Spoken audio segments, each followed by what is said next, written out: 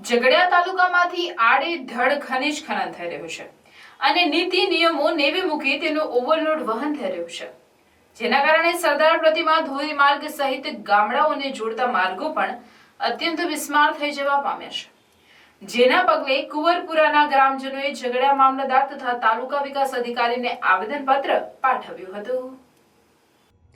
ઝઘડિયાથી પસાર થતા સરદાર પ્રતિમા ધોરીમાર્ગ પરથી કુંવરપુરા ગામને જોડતો રસ્તાઓ પર 10 થી વધુ સિલિકાના પ્લાન્ટો આવેલા છે, જેમાં ઓવરલોડ સિલિકા આવે છે અને તેની પ્રોસેસ થઈને પણ ઓવરલોડ સિલિકાનું વહન તે જ રસ્તા પરથી થાય છે।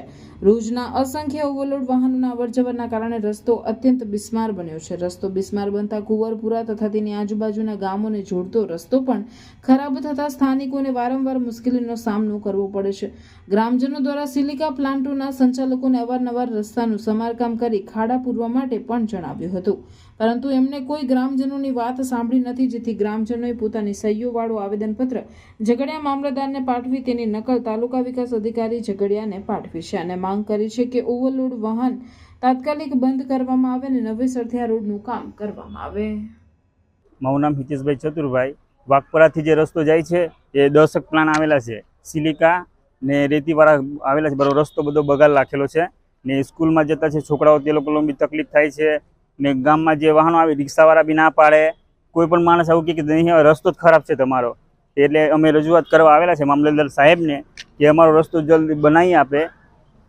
મારું નામ વસા વિનોદભાઈ ગણપતભાઈ, હું રહેવાસી કુંવરપરાનો છું। જે અમારે જે પ્રશ્ન છે તે રસ્તા લીધે આવેલા છે। વાઘપરાથી કુંવરપરા અમારો મેન એક તરફ રસ્તો છે, જે હાલમાં 10-12 સિલિકાના પ્લાન્ટ છે, એના લીધે અમારો રસ્તો બહુ ખરાબ થઈ ગયેલો છે। એના લીધે અમે રજૂઆત કરવા આવેલા છે। મોટા મોટા ખાડા પડી ગયેલા છે, હાલમાં 108 કે 4 વ્હીલ 2 વ્હીલ જવા માટે તકલીફ છે। એ બી ભારતથી કોઈ અમે ગાડીઓ કરે તે લોકો પણ નથી આવતા રસ્તાના લીધે। સરકારને અમારે એટલી અપેક્ષા છે ગામજનોની કે વહેલી તકે રસ્તો બનાવી આપે, આરસીસી રસ્તો।